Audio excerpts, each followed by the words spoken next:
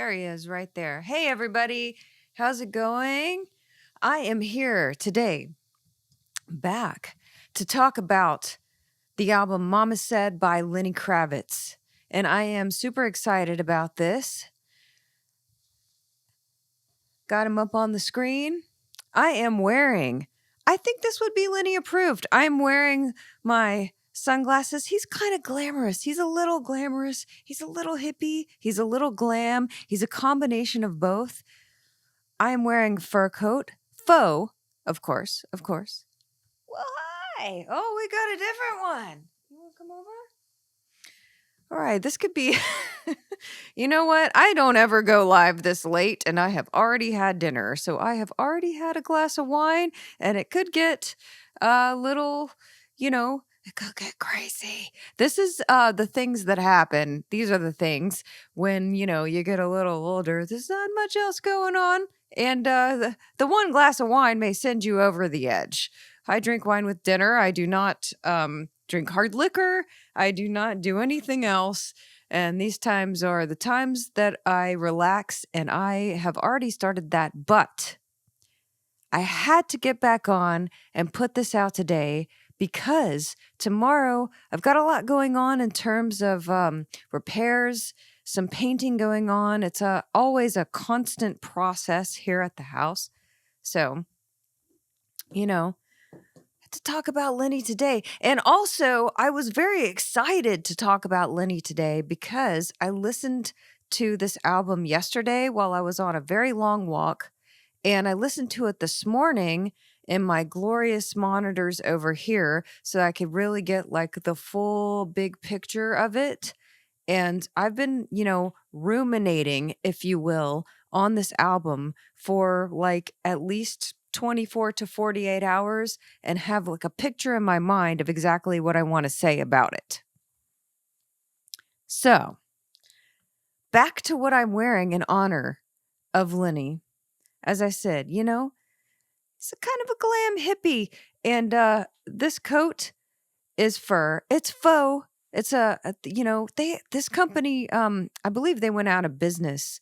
I think it was called like Queen Bee or something like that. I may be wrong about that, but man, super comfortable, super soft. No animals were harmed in the making of this jacket. Let's pull it up a little bit. I feel like Lenny would need to, have that modern style. I got, my sort of beaded necklaces back in honor of this. Lenny, he would be shirtless. Not going to happen on this end, but he liked to be that way. And I've got the sunglasses that are, they're very see-through, very mysterious, but it's like you can sort of see your eyes, but not. So this is what we're trying to portray. I have, of course, my ASMR water. I did not bring down my dinner wine. This is not the time.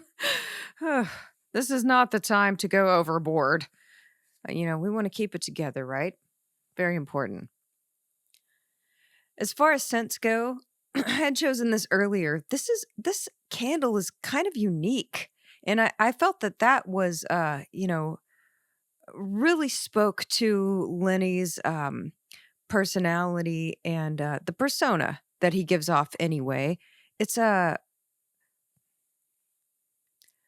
chestnut macchiato.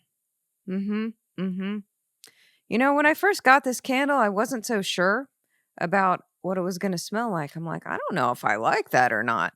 But it really grew on me, and it's this warm, like sweet, sort of musky scent. Really, really has grown, and I love it. So we'll do that in honor of Lenny. And I'm going to try to do this. Let's test this out. Do you think we can pull this off for one? All right. Because right now it's kind of blurry.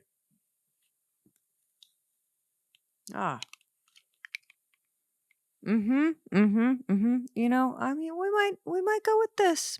I think we can go with this. Okay, all right. Yeah, if you guys caught my live from a couple of days ago where I went through the Indian classical music and I was talking about the tabla and the sitar and ragas and explaining things, it went on for nearly 2 hours. What I did before I had gone live is I went over to my DBX compressor over here, and I swear I bumped it up by a smidge. I mean, a skosh. It was that thing. It is not meant to really be a compressor for vocals per se. If you guys are familiar with this compressor, it's a single channel. It puts the smack down. I mean, it smacks like kick drums and snares and everything pretty much immediately. And it is so focused on its one job. It doesn't even have an off on switch to it. It is on, it is always on, and it is always going to squash the fuck out of whatever you put through it. And so, apparently, if you touch the output gain by even like less than a millimeter, yeah, it wasn't really as audible as I would have liked on the last live. So I adjusted a little bit to see what we can do better here. So hopefully the audio is, a little louder. So let's get into Lenny. Let's talk about it. Um, this album, Mama Said, as a general overview, first I wanted to say, as I listened to this again, I've listened to it so many times. This is one of my favorite albums. Every song is good. There's really no like weak element on the whole thing. It's pretty glorious. And when I pulled this up, let's look at this right here. When I pulled this up to put it on the screen there, set it up, the first thing that I noticed is that, of course, like I love the album cover. It's not black and white. It's kind of a mellow sepia. The outfit looks great. The style, the turned head, so you get that sort of like chiseled jawbone showing. I mean, Lenny's got style. He always has. I like a person, a man, if you will, who has a sense of style and isn't afraid to rock it. Because it's like, why not? Why not? This is what we're here for.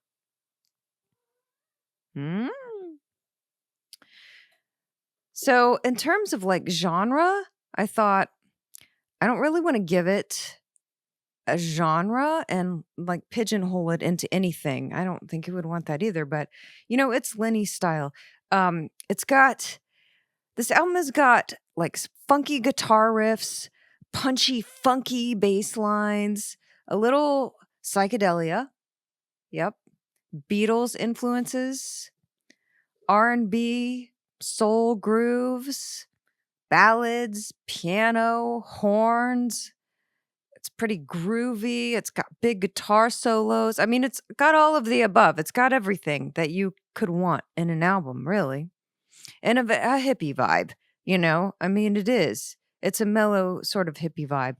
The themes lyrically are of devotion. They're sultry in a way, sexiness, freedom, positivity, love, a little bit of questioning authority. The album makes you feel free, as you listen to it. A lot of Beatles vibes. It's a big Beatles tribute. I didn't notice that before for like a lot of years when I listened to it, but as I listened to it again, um, okay, I get it. These are the influences here, in terms of audio, recording, mix wise, and even like the composition. So we've also got themes, lyrically about, loving the planet and the environment, all the things, all the things. Yeah. Yeah. Great. Great album. Yeah. And it covers so much ground too. One thing that I noted when I listened to it again, like check out the list of all the instruments you hear on it. So I made a list. So listen for all of these instruments as you listen to this again. Pull it up. If you haven't heard it for the first time, pull it up, listen to it. A lot of people have. Yep. What's wrong, baby? You want to come say hi? Come on. We got a friend. Got two friends. I hope he's okay at this time of day. You just really never know. We'll see. We'll see how it goes. Right. List of instruments. Okay. So on this album, of course, you've got drums, acoustic, electric guitar, bass, vocals. For the vocals, you've got like a good falsetto. You've got some beautiful harmonies coming in. You've got full out singing, even a little screaming.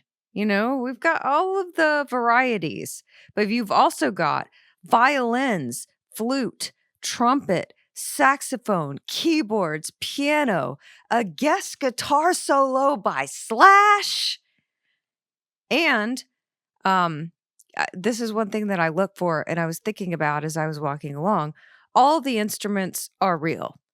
I noted that as I was walking because there's a way that you can tell if something is fake, right? At least I can when I listen to it.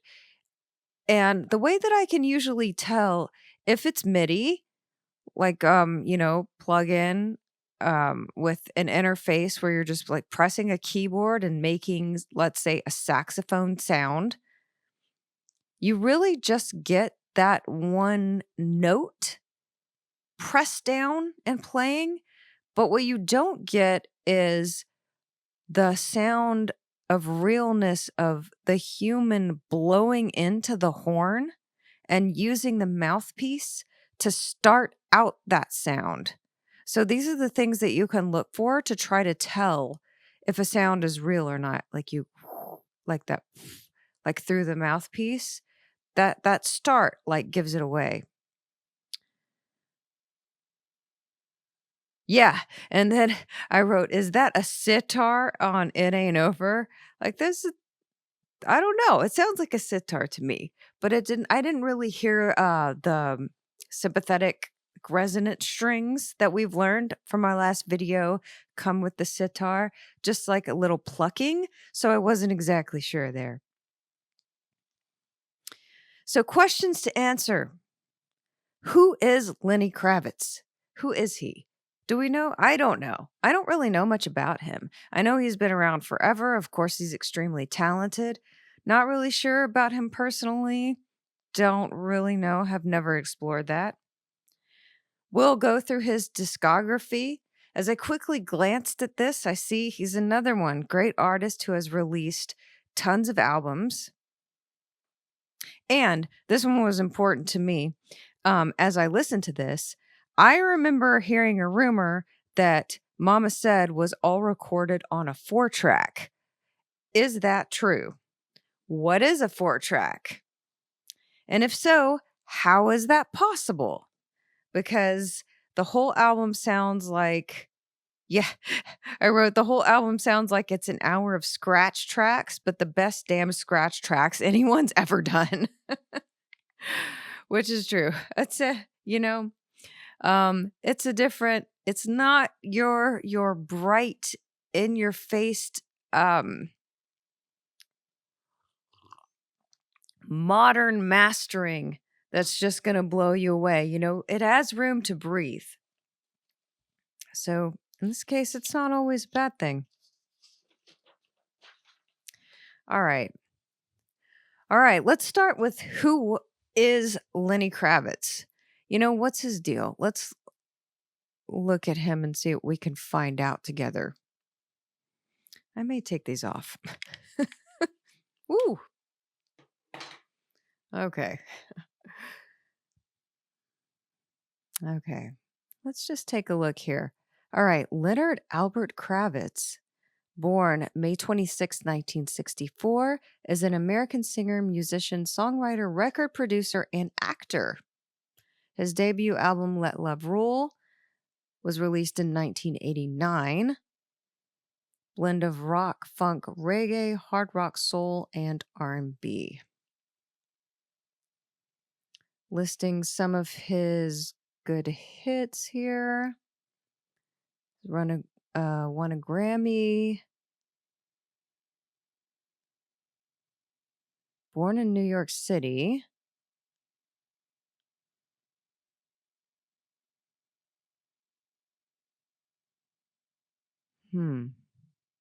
Oh, grandparents immigrated to the United States from Kiev. So that's Ukraine. That's gotta be. Oh, his grandfather was Russian Jewish. Okay, that's gotta be where the last name comes from.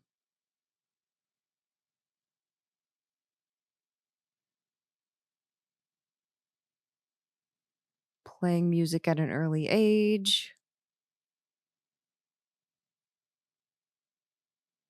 Moved to LA. Mm-hmm.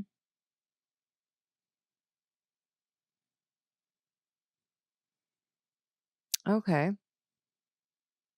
So, with record labels reportedly telling him his music was not black enough or white enough, he went out on his own. Nice.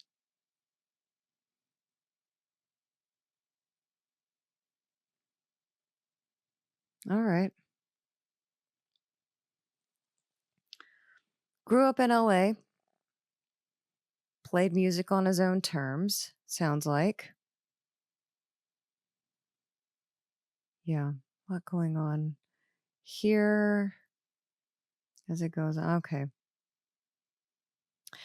Sometimes that happens. I mean, I had wondered, like, how do you get somebody like Slash on your second album that, maybe he was like well known in some circles, but I don't know if I would have called it like big, big, big. But, it's just natural at times to be around people who are in the city that you're in, who are doing the thing that you do. So, perhaps they knew each other and it was just like, show up, play on this. It's going to be great. It was like, yeah, man, I got it. Let's write this together and let's do it. And so, here's what I'm thinking in that spirit. It's like, I like this idea of, just being friends and like casually playing on somebody else's album because Slash has his solo appearance on is it the second or third track? Yeah, the second track of Mama Said. It's like Slash comes, it's a big moment when Slash is coming in and he says Slash, and then you hear that like classic Slash guitar solo coming in right there, and it's like, oh whoa, he's on this too. And so what I'm thinking here is, I mean, that seemed casual. That seemed like a good time and maybe like half a day or a moment or whatever. So, like, here's, my thought and proposition. I've got 3 other albums that I would like to record acoustic versions of. And I'm thinking, like, Slash, are you available? Like, can you just show up and like play a little guitar solo on these things? I mean, it seems it was easy. It wasn't too hard. Like, we could get it done. First class, maybe we could fly, or I mean, or okay, not only that, like, how funny would it be in a tribute to this album to say Slash during a song and then have him play a guitar solo And then, like, as he was sort of fading out and like ending the solo, then you say, Lenny. And then Lenny comes in and like finishes off in continuation of the riff of where it's going, like in tribute, because you don't expect for like that to happen, right? But these are the things I think about during the day. It's like I feel like when I thought about this, like I think Lenny, I watched something where I think he lives in a van, maybe, or like a tiny house. He's an environmentally conscious guy who may be living in Costa Rica at this point. Like, we're not, we don't know what's going on with him. So I don't know if he is gonna fly first class. And I mean, we could set it up. I can get the recording time. We can make it happen. But like, yeah, I don't know if he'll want to do first class. He doesn't seem, maybe not. Who knows? But, and also, then, as my mind continued going down this daydream imagination tour, is like, maybe you are environmentally conscious at this point and you're like living in a van in Costa Rica, but you're also still Lenny Kravitz and you're like still Slash. So, I mean, how do you, if you're going to fly somewhere, if you got to go somewhere and maybe you can't like get there in the van, like, are you gonna fly business class, like, towards the back of the plane? Or could you hide? Like, how could you hide? Or even if you're in first class, like, you've still gotta be up front, and, like, the people who are filing into the plane still have to, like, pass you as they're coming in. And at some point, because I mean, you may glance, like, you're not gonna stare, but, like, if you're passing people along the way, or, like, just checking them out a little bit as you walk through, and eventually you got it's like, how are you gonna miss Lenny Kravitz? Like, you're gonna be like, "Oh my god." I mean, I'm just saying, he's a good-looking man, and he may be in row 3, seat E. He may be. Sometimes you gotta do that.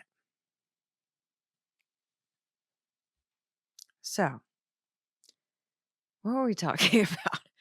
Oh god. Discography. Let's look at his discography. Okay. Yeah, there we go. Yeah, he's made a lot of albums. All right. So, Let Love Rule, Mama Said, Are You Gonna Go My Way, Circus, 5, Lenny, Baptism, It Is Time for a Love Revolution, Black and White America, Strut, Raise Vibration, Blue Electric Light. Oh man, that reminds me of Jimi Hendrix. He wanted to name the name of his band or maybe his last album or something like Wild Blue Angel. Wild Blue Angel. I don't know why that reminds me of that right now. So this is 5, 10, 12? Yeah, 12. Yeah. 1989 to 2024. So we are talking 35, another person at 35 years. It's like, congrats on having that much material, for one thing.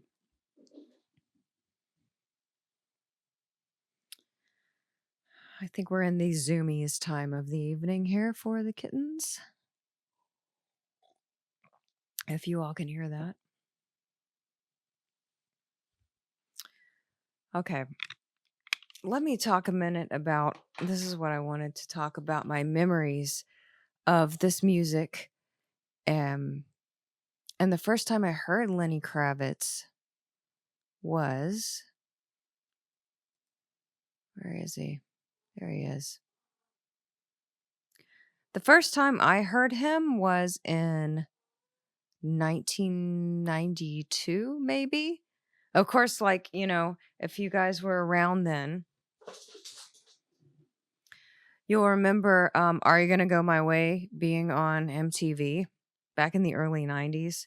Couldn't miss it. Big opening rip.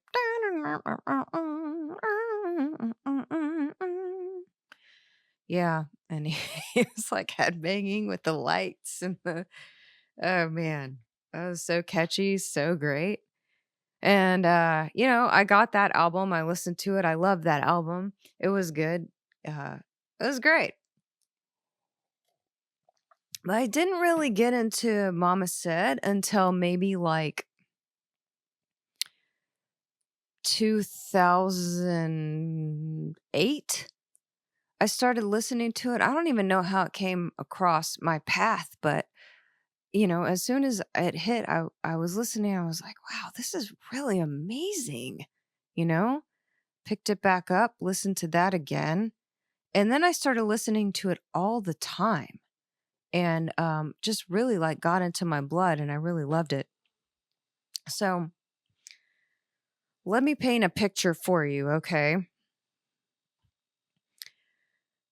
I, you know, lived in Berkeley for a long time, lived and worked in the Bay Area, like 7 years I was there. And, every morning I would get up and go to school and I would walk to school. And one of the best things about that was walking through Berkeley, the breeze, the sunshine. I had my same little walk that I would do every day. And a lot of time I didn't sleep a lot, when I was learning about audio. I had I had labs from like midnight until 4 a.m. quite often. In fact, people would pay me to take their lab sessions. If they had children and everything, they'd pay me to take the midnight to 4 a.m. sessions. And I would be like, yep, let's do it. Let's get crazy. Which, of course, I kind of regret the sleep deprivation at this point. But what also would happen is I would have the normal class session from like 9 to noon. So it was, there was a break in there that didn't make sense for any kind of sleeping pattern. So I was disoriented a lot most of the time. I was a little spacey, Well, I am just normally, but I was a little more spacey at the time. And like um every morning I would get up super early and I would drink about a pot of coffee. The whole thing, because that's the way to go. And then I would stand in my bathroom and I would practice singing because I just sang pretty much 24/7 and I particularly liked practicing to Amy Winehouse's Back to Black album. That was a lot of belting that out, which my neighbors freaking hated so much. But anyway, then when it was time to go, I gave myself about 8:30 to 9 to walk, and it was a good couple of miles to like get to the school. And then I would put on literally these headphones right here. Ultrasound. Ultrasound. Same ones. Yeah. They have held up. This did the test of time. I would put on those headphones and then I would put on I would have the old school little iPod, and the freaking cable for these headphones is so long. I had it all like all up and curled and like safety pinned to different places in a little spiral and all this kind of things. And, I'd suit up with that. And then this one particular morning, I decided I was going to listen to Mama Said while I was walking. So, like, I put the album on, and if you guys know, it's opening, it's a mellow groove. It's a doom, doom, doom, doom, doom, doom, doom, da, da, just slowly through the fields. Lenny's got that falsetto going. slowly through the fields. And you're like stepping out into the street. And touch the sky, just you and I, and the breeze, fields of joy, and the sunshine is blasting. The drums come in. Unwillingly fades away, and my walk is starting, and I'm like getting into it, and it's feeling so good. And I'm like snaking through the neighborhoods. Carlton, Ward, and I cross over San Pablo. Mountains disappear from view to a beauty between me and you. View through the fields. And I'm like in ecstasy. Through the fields. I'm like, this is the greatest day of my life. The fields of joy.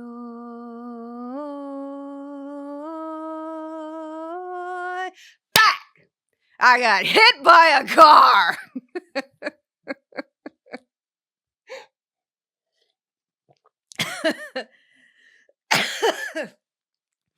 Woo! And if that scared the shit out of you when I did that just now, I did that for effect because it scared the shit out of me.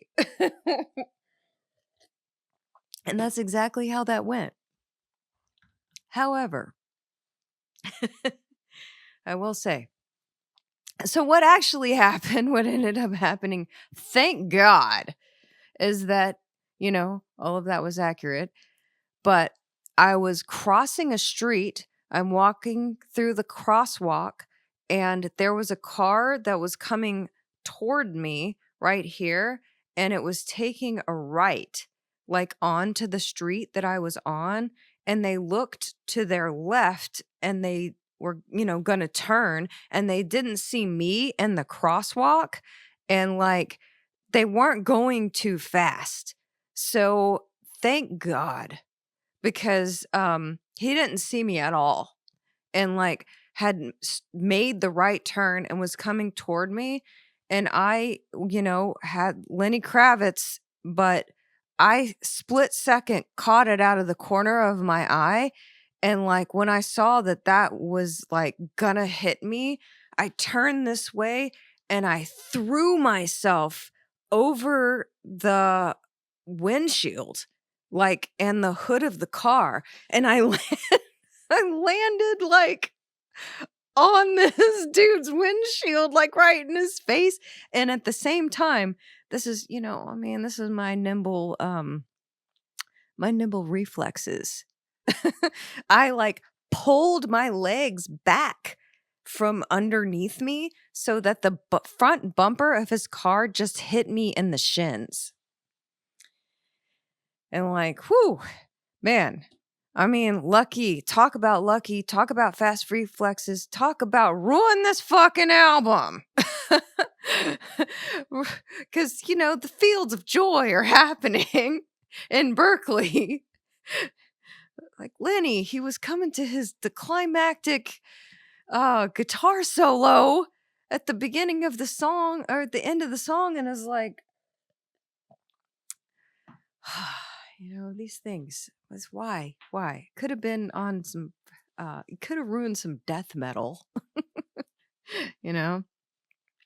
But the way to get past bad memories is to create new good memories. And so I have purposefully all this time listened to this album and attempt to rewire my brain to know that, this is happening. It's a lovely album. It's a great thing. And I am not going to get hit by a car while this is happening.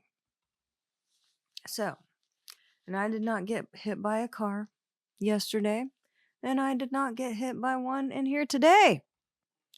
Celebration. So, All right. As we continue, I would like to answer the question about the 4-track and recording this album. And let's see, yeah.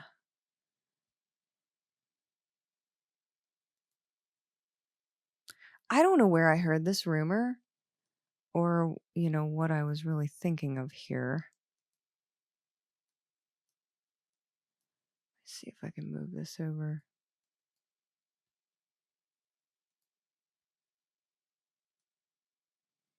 There we go. Yeah, I was incorrect about this. It was actually Sergeant Pepper's by the Beatles that was recorded on a 4-track. And so, here's our AI answer. No, Lenny Kravitz's Mama Said was not recorded on a 4-track machine. It was recorded on professional large format 24-track analog tape machines. Okay, probably 2-inch reel to reel. However, it is incredibly easy to see why people might think that.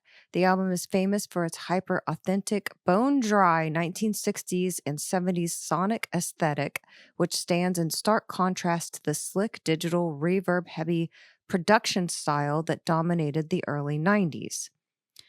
The story behind how that specific sound was achieved comes down to a few key factors. The dynamic duo. Yeah, I saw this guy's name mentioned just now on the Wikipedia. Lenny and Henry Hirsch.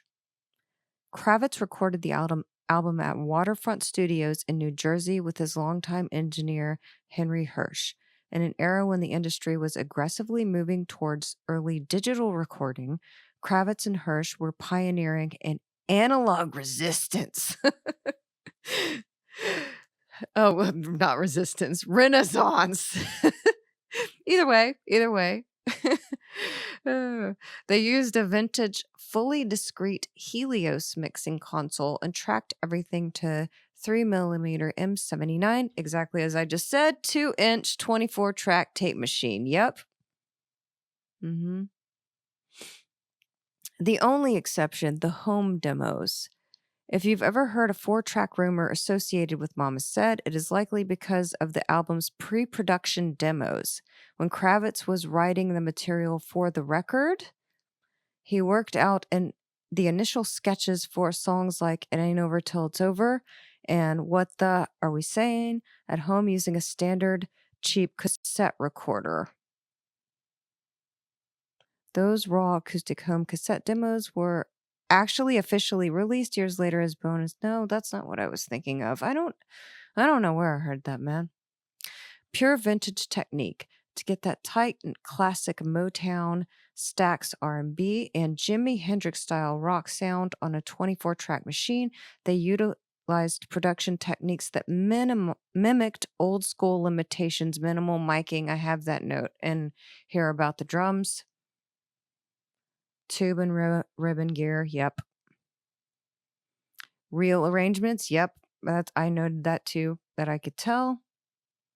So while it wasn't constrained to a 4-track tape head, how is that even possible that it would be, honestly? There's so many strings, and that's why I questioned that to begin with. There's full orchestrated elements going on here. There's no freaking way. But perhaps there is because Sergeant Pepper's did it. So, you can do it. You can do it. You just have to. Yes, no. Let's, this is why I wanted to geek out for a moment, okay? Yeah, that's what I was geeking out on. This is our primer question for our audience who may not know. So, okay. When someone says something was recorded on a 4-track machine, what do they mean? Okay. When someone says a song or album was recorded on a 4-track machine, they mean it was created using a piece of audio hardware that can record, play back, and blend exactly 4 separate audio channels independently onto a single piece of magnetic tape. Instead of recording a whole band live into 1 or 2 microphones, Mm-mm. A 4-track allowed musicians to layer their music one piece at a time, a process called multi-track recording. The core concept, layering sound. Imagine a strip of recording tape divided horizontally into 4 parallel lanes. A 4-track machine lets you record onto these lanes separately while listening back to what you already captured. Mhm. A typical recording workflow on a 4-track might look like this: track of whatever you want, 4 tracks of whatever you want to be on them. Once all 4 tracks are filled, the musician uses the built-in mixer dials. Cute. To balance the 4 lanes down to a final stereo mix, which is left and right, for the listener. The historical context, 2 different eras. Depending on who is speaking, 4-track usually refers to one of 2 legendary eras in music production. 1, the 1960s studio revolution, open reel tape. In the mid to late 1960s, large studios used massive, expensive reel-to-reel tape machines that recorded 4 tracks onto half-inch or 1-inch magnetic tape. I had a friend who had a half-inch tape machine, and didn't really matter if it was half-inch or 2-inch, huge or whatever. He used it to finish off his recordings, mastering wise. Whenever he was done with everything, that's the little trick you could do if you can get your hands on one of these and clean one of them up. He would take his like stereo mixes and we call it slamming it to tape. So he would run those again through his half-inch tape machine and push it as far as it could go, like volume-wise, to get that nice, like warm tape analog saturation to it. This was a massive leap forward from mono or simple twin-track recording. The ultimate example: the Beatles recorded the entire Sgt. Pepper's Lonely Hearts Club Band album on 4-track machines. Unbelievable. To get more than 4 sounds, they would perform a bounce. This is what I'm talking about. Mixing 4 tracks down into a single track on a second 4-track machine, freeing up 3 new lanes to keep overdubbing. And this is what I was thinking, like, this is so hard and impossible because this is different from what my friend was doing. But if you had to bounce everything, right, think about it. You got 4 things, you're combining them now into 1. Now you're recording more things with the 1 because you've got free space on the something that now you've got 1 that's set in stone, and you've got 3 more that you have the ability to do more things to. So you can see your problem right there is that you can no longer adjust whatever's been done to that 1. You've already set in stone, it's congealed. And so, I mean, it can be, obviously it can be done, but it certainly, doesn't leave as many options in terms of manipulation and things that you may want to change later on down the line. Of course, with like the technology that we have today. So, 80s, 90s home recording. I read about this, a cassette multi-tracker.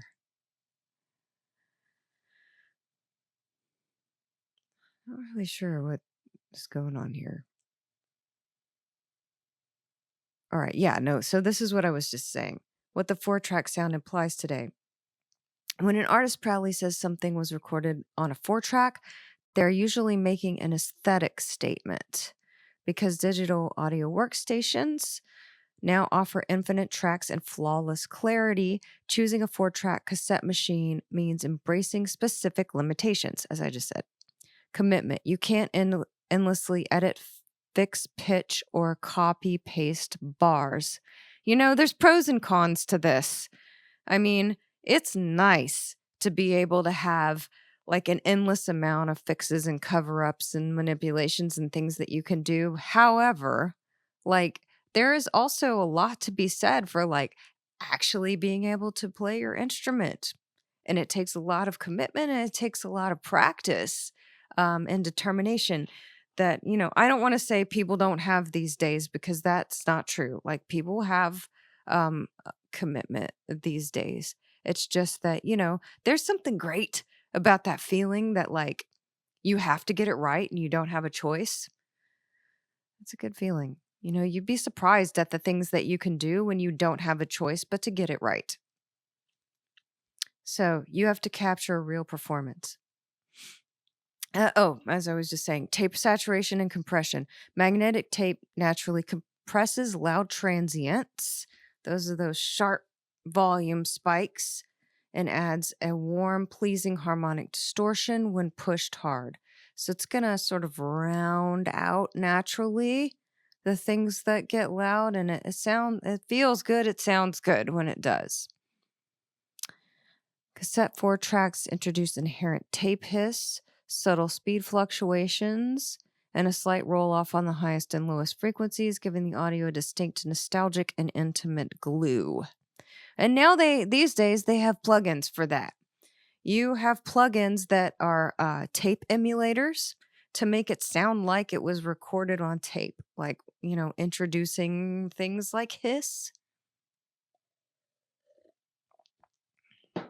Who knows why? People like the sound. They get, you get hooked on the sound. So, however you want to do it. Okay. I wanted to go into each individual song on this album because I made notes on each one. Let's see there we go. It's our track list. Yeah. Yeah, I did make notes on each track here. Who knows how much detail I'll always go on to the about these things, but it's like I really wanted to for this one because it came so easily. There are a lot of different instruments on this album, and there's just a lot of things to comment on. And so I really, it's not homogeneous freaking vanilla pie of samity. Okay. All right. So, okay. Let's start. I went from Fields of Joy to track 10, Fields of Joy, the reprise. So, starting with track 1, Fields of Joy. This is our opener that I was just singing. That, saw me get smacked in the shins by a vehicle. But you've got, as I said, the acoustic guitar coming in, the flute, that falsetto, dreamy sort of feeling come over, then that drums come in, and yes, the sparse miking. I made note of that when I listened to it too. You've got that old school snare sound, the cymbals sound beautifully mellow, and what I wondered here was, is this mic'd with a Glenn Johns technique? So that's I will teach this technique in my lessons that I think that's in lesson 5, miking techniques. But it's one of these like really stripped down things that you can do when you're miking drums. It's very 60s and it doesn't seem like it would work because it is only like 4 microphones at weird positions across, and you mic the kick drum and it's like one above, and there's certain like equilateral triangle angles going across at different degrees and everything. I used this technique on drums on my first album, and like lo and behold, dude, it freaking works. It sounds great. Like, what reason, I don't know. It does. It works. And so I thought that it might be that technique on these drums here on this first song. And then the vocal has that like analog grit, I noticed. Yeah, I wrote that. Album isn't modern day big presence mastering or mixing or recording. It doesn't. When the guitar, oh God, yeah. When that electric guitar solo comes in on the first song, though, it's so Beatles.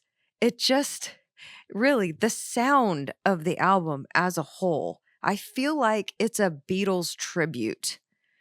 And on the first song to open with a guitar solo that's that long, because like it gets you, you're like, oh, okay, this is where we're going with this, you know?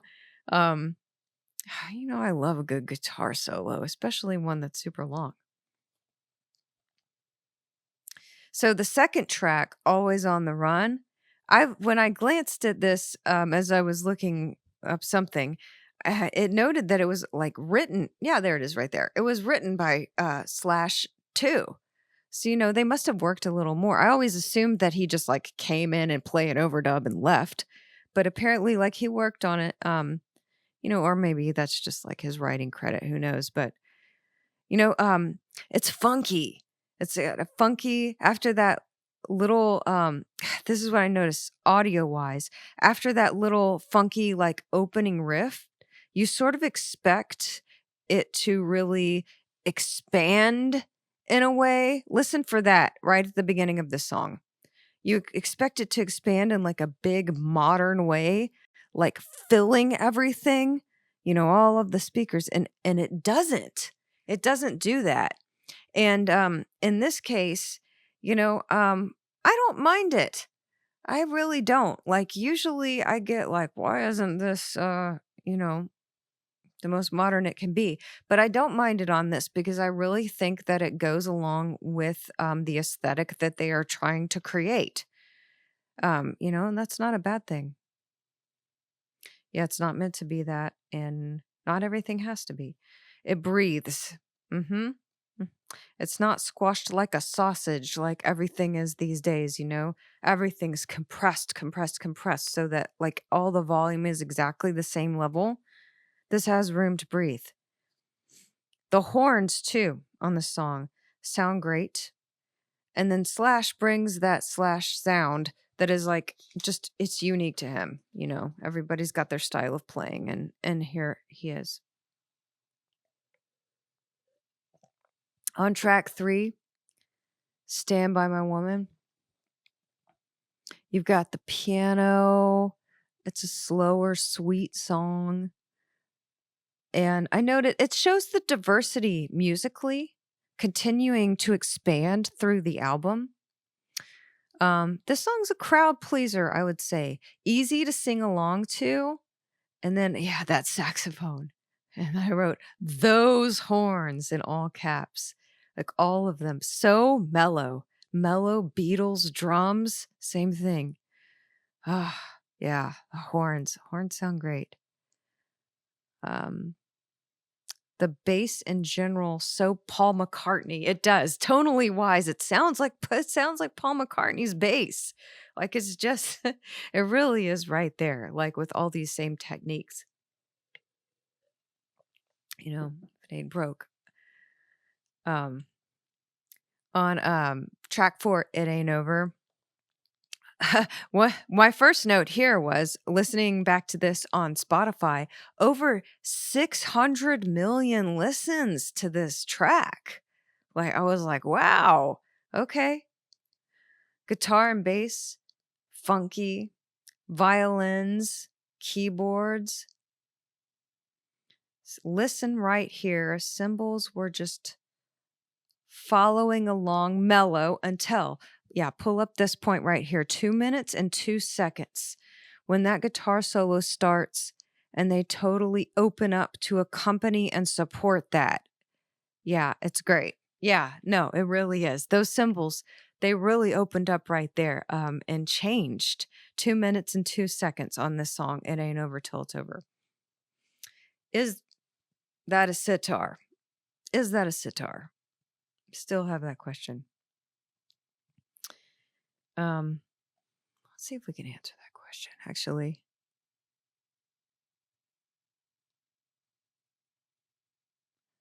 I want to know. Dude. Yes, it is. And played by Lenny Kravitz. Electric sitar. Huh. All right. Oh, wait. What does this say? An electric sitar is a type of electric string instrument designed to mimic the sound of a sitar, a traditional musical instrument of India. Depending on the manufacturer and model, these instruments bear varying degrees of resemblance to the traditional sitar. This is what I noted earlier. It didn't sound like it had those sympathetic resonant strings to it. So, I mean, I think we have our answer right now. Electric sitar. Who know? All right. Okay. On the track, More Than Anything. Yeah. Criticism. First criticism of this album. Listen to that bass line. I'm like, what happened here? It's different tonally. It's big, it's loose, it's sort of flabby, and it's distorted. And not in a good way. Like even, my JBLs over here, they're big. They can handle most anything, but they were even crackling. So, if you listen to that track, listen closely. Like, and I think it's when the kick hits also with it. It just the combination of that bass line with that kick drum is just too much. So something happened there. I'm not sure. The vocal though sounds awesome. Yeah, very awesome. Couple of little like flubbed notes in the keys, but I like that about this song. Like there's it sounds like an organ. There's a couple little like missteps going on as this plays, but it really like it gives the song character. And I like it when you leave some of the mistakes in. So that in that case, that mistake is good. Track 6, What Goes Around Comes Around. Yeah. Listen to that. I love that shaker sound. And on the snare as it opens, it's like rim hits. Then you have the falsetto vocals, the keys, you have that mellow guitar. I noticed it's very bossa nova is what I thought of when I listened to it. And I think, I imagined, at least I hope Justin Timberlake's Goes Around Comes Around was a tribute to this song. I hope so. And again with the great saxophone, the horns they're all magnificent on this album. The difference is why track 7 notes here are love the drum sound, the guitar picking, listen to the opening. Oh yeah, okay, yeah. There were 2 different guitar lines, one in each ear. So one in each speaker, and they're similar enough to sound like that one is just a delay of the other side, like from one ear to the other. But it's like delay guitars. Yeah, each one is delayed, but they sound also like a delay of each other. Each guitar is a different performance. And each performance has a delay on it. But the way that they did it is that each guitar is so similar and like just a little bit behind that it also sounds like a delay of the other side. So it really like gives it this rich fullness to fill out the whole sound. That was great. Those Beatles drums, the vocals, those harmonies are subtle and beautiful. Simple song. Well done. Watery, delayed guitars. Yeah. Yeah. Track 8. Stop Dragging Around. So in this track, we are picking up the energy. Big, funky groove.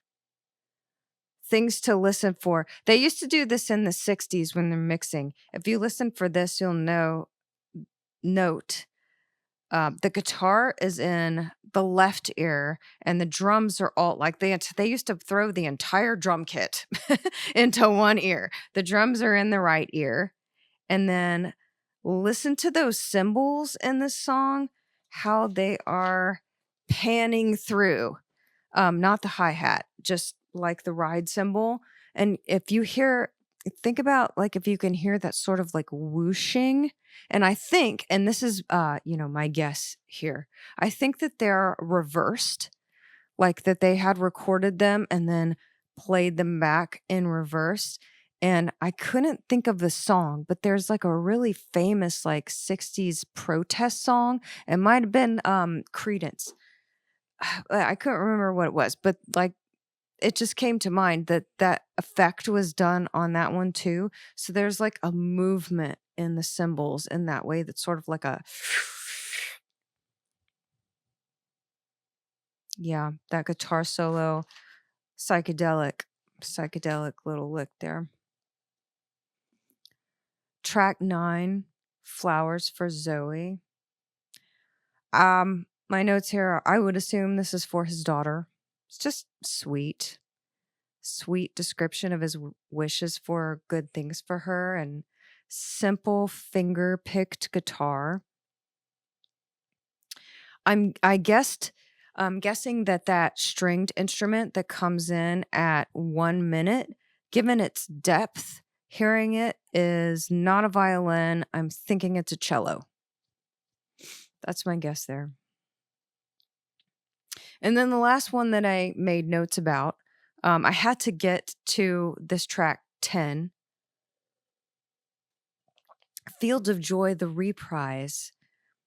Even though there's a couple more tracks here, but I had to move on after this point. But my notes were, this is so Beatles. Like, that's the first thing that came to mind. I'm like, oh, reprise like the Beatles, right? But in this case, it's like, sounds like you're moving through molasses. So this is our psychedelic reprise of the opener song. So listen to the cymbals on this one. Sounds like they did that same reversed thing again. And what guessing here again, what they did was the tape is slowed down, like played back, slowed down for the keys, the drums, and the guitars, but the vocals were recorded over that and play at normal speed over it all. So like they slowed down everything else and then he sang at a normal speed going over the whole thing. And I was just like, oh, this is another example of Beatles tribute. And so then I was like, I gotta, pull up Sgt. Pepper's so I could remember like what was going on here because that's what came to my mind. And then when I pulled up Sgt. Pepper's, I went to the reprise of that, and that reprise on that album is actually the speed is like faster. So,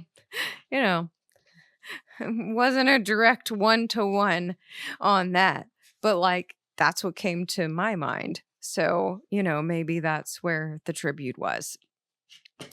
So, thank you guys for being here. Pull this album up if you've never heard it before. If you want to hear it again, pull it up, take a listen, enjoy. Do not get hit by any vehicles. You won't. It's happened once. It can't happen again. That's what I'm saying. We have fulfilled that destiny. I might be out for another few days. What was I gonna? Oh yeah. Next I was gonna do okay, I got some things swirling around in my mind for what's coming up next. So I've got another installment of Interesting Instruments. What I want to explore and look at here are fourth tones. So the notes between the notes. We're talking Eastern music and how they have a different chromatic scale to Westerners. I want to look at that. I want to learn about that. I want to know more.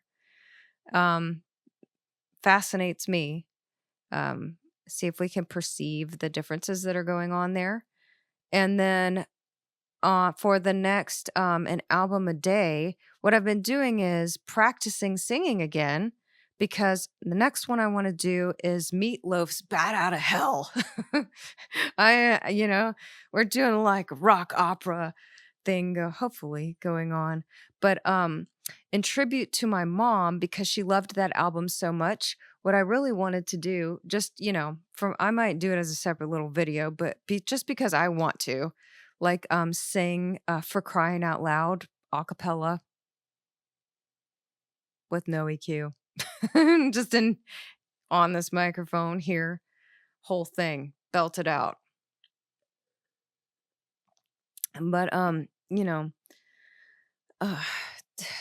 it's exhausting, honestly. It takes a lot of physical energy, so got to work up to that. But there's a lot going on in the background with repairs and renovations still going on with the house. So it could take me a couple of days, but these are some things that are swirling around in my mind. If you guys have any albums that you particularly want to listen to and think that we should talk about, feel free to put them in the comments and everything. I kind of have an outline in my mind and go with whatever comes up in the moment. And so I'm going to continue on with that too. Let me know though. So thank you guys for being here. Hope you enjoy some Lenny Kravitz and check out all of his other albums. He's got a lot in his discography, and I'm sure it's all awesome. We'll listen to some more of his stuff later too.